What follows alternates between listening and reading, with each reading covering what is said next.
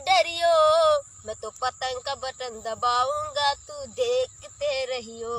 मैं तो पतंग का बटन दबाऊंगा, तू देखते रहियो।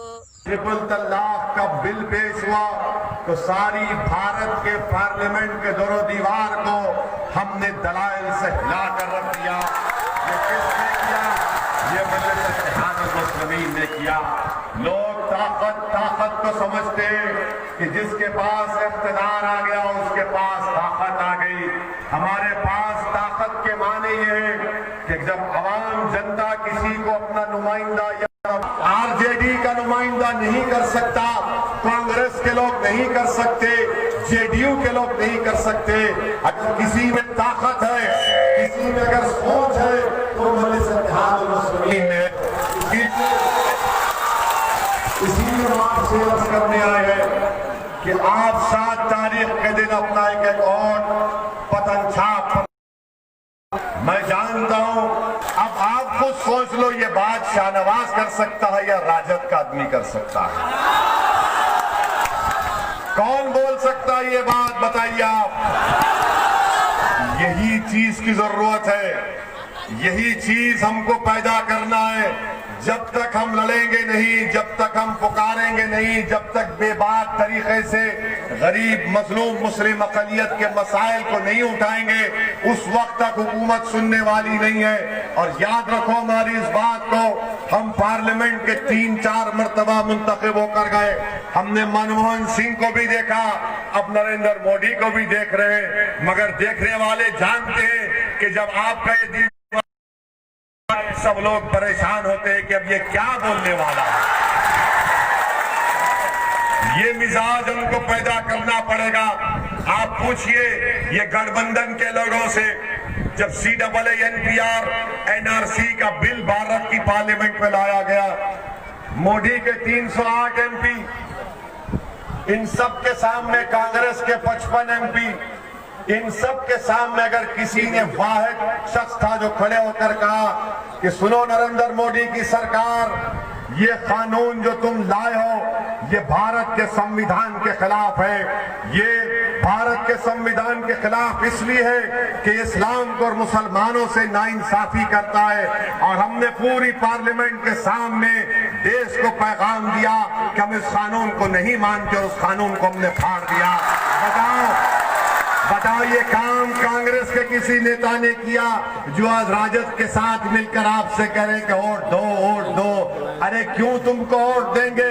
हम आपको कह रहे हैं कि शाहनवाज को इसलिए वोट दो क्योंकि तुम्हारी लीडरशिप यहाँ से बनना है, तुम्हारी क़ियादत बनना है। शाहनवाज का कोई लीडर नहीं है, राजद का लीडर तेजस्वी है। शाहनवाज किसी से नहीं डरेगा सिवाय अल्लाह के, राजद का नेता डरेगा तेजस्वी से या फिर उनके लालू के परिवार से। हम आपको मिसाल देने आए कि हमने 15 साल राजद का साथ दिया, 15 साल नीतीश कुमार का साथ दिया। मैं जोकीहाट की जनता से गुजारिश करने आया हूं, दिल की गहराइयों से आपसे अपील करने आया हूं कि क्या 5 साल आप इस हरे परचम वाली जमात मजलिस इत्तेहादुल मुस्लिमीन को अपना वोट से नहीं नवाज सकते? क्या आप अपनी एक लीडरशिप को नहीं बनाएंगे यहाँ पर जो कांग्रेस और राजद से आजाद होगी? क्या आप शाहनवाज को अपने दिल में जगह नहीं देंगे? क्या आप जोकीहाट में अपनी एक सियासी इनकलाब के तारीख को यहाँ पर नहीं रकम करेंगे? ये आपको करना है मेरे भाई। याद रखिए, ये तमाम आरजेडी, ये तमाम कांग्रेस, इसमें मुस्लिम अक़लियत जाते हैं। क्यों जाते हैं? अपना फायदा कराने के लिए, जनता के फायदे के लिए। कोई काम इनसे नहीं हो सकता। हाँ, जो लोग गए तस्लीमुद्दीन साहब की तरह लोग बरसों में पैदा होते हैं, हर कोई तस्लीमुद्दीन नहीं बन सकता। हाँ, तस्लीमुद्दीन की जिंदगी हमारे लिए एक मशाले राह है और उस मशाले राह जो हमारे लिए है, उसमें अगर कोई खूबियां मुझ में नजर आती है तो शाहनवाज साहब में मुझे नजर आती है। एक और अहम बात, जो हमारे मुस्लिम अक़लियत की कितनी आबादी है? 17% सही कहा। क्या आप जानते हैं कि पूरे यादवों की आबादी 14% है, तो कितने उनके एमएलए जीतते हैं? कितने जीतते हैं? 57 जीतते, मुसलमान 17% है, कितने जीतते एमएलए? सिर्फ 23 जीतते। और हम आपसे क्या बोल रहे हैं? अपनी क़ियादत को बनाओ। वो 23 जीतते, मगर वो बेनाम की लीडरशिप है, ये बेबाक की लीडरशिप आपके सामने है।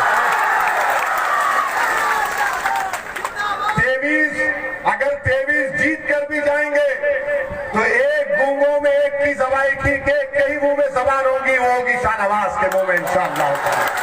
सीमांचल की सरजमीन पर हमको शाहनवाज साहब की कामयाबी बेहद जरूरी है। शाहनवाज साहब को कामयाब करना है। और जो लोग कह रहे हैं मैं मंत्री बनूंगा, मैं मंत्री बनूंगा, अरे मंत्री छोड़ो, तुम संतरी भी नहीं बन सकते राजद में। राजद तुमको संतरी भी नहीं बनाएगी। अगर आपको हुकूमत से टकराना है तो बेबाक तरीके से बोलने की सलाहियत आप में पैदा होनी चाहिए। और मुझे लगता है ये मेरा आपके सामने मैं खुलकर बोल रहा हूं कि ये मैं देख रहा हूं और मुझे पूरा यकीन है कि इंशाअल्लाह ताला यहां से शाहनवाज साहब जरूर कामयाब होंगे। और तुम क्या समझते कि हम मौत से या जान देने से डरते हैं? अरे जब तुम जान लोगे राजद कांग्रेस वालों तो मेरी जबान से कलमा निकलेगा, अशहदु अल्ला इलाहा इल्लल्लाह व अशहदु अन्ना मुहम्मदुर रसूलुल्लाह। और फिर से मैं कहूंगा कि हक तो यह है कि खुदा न हो सका। अरे मैं भारत की पूरी पार्लियामेंट में, सुनो राजद वालों, सुनो कांग्रेस के गुलामों, सुनो आरजेडी की चमचागिरी करने वालों, उनकी चप्पलें उठाने वालों, अपना जमीर बेचकर कौम और मिल्लत में निफाक पैदा करने वालों, भारत की 540 के ऐवान में अगर कोई एमपी बगैर सिक्योरिटी के फिरता है सिर्फ अल्लाह की जात पर तवक्कल करके, तो उसका नाम असदुद्दीन ओवैसी है। हमारे तो हाथ काटेंगे, पैर काटेंगे, हम क्या कोई बच्चे, मुर्गी के बच्चे हैं? हाथ काटेंगे, पैर काटेंगे।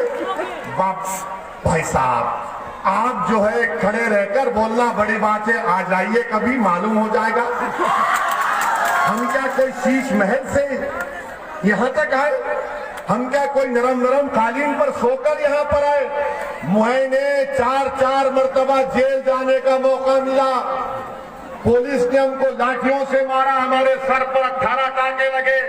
हम जानते हैं पुलिस की लाठी क्या होती है, हम जानते हैं जेल की सोबतें क्या होती है, हम ये सब जानते हैं। मगर राजद को अगर वोट पड़ेगा तो एक और